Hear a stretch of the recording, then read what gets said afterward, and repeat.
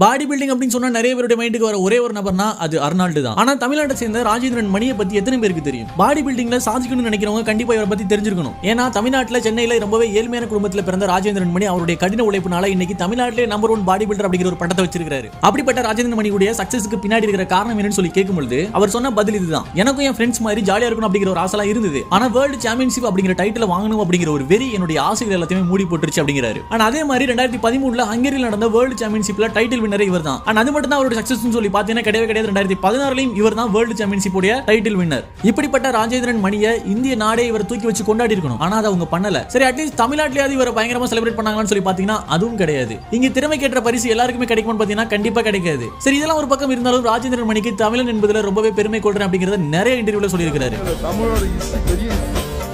தமிழ் என்று சொல்றது உண்மையிலேயே ரொம்ப சந்தோஷப்படுறேன். சோ இந்த மாதிரி வீடியோஸ் உங்களுக்கு வேணும்னு நினைச்சீங்கன்னா மறக்காம நம்ம சேனலை சப்ஸ்கிரைப் பண்ணி அப்படியே பெல் ஐகானை பிரஸ் பண்ணி விட்டுருங்க.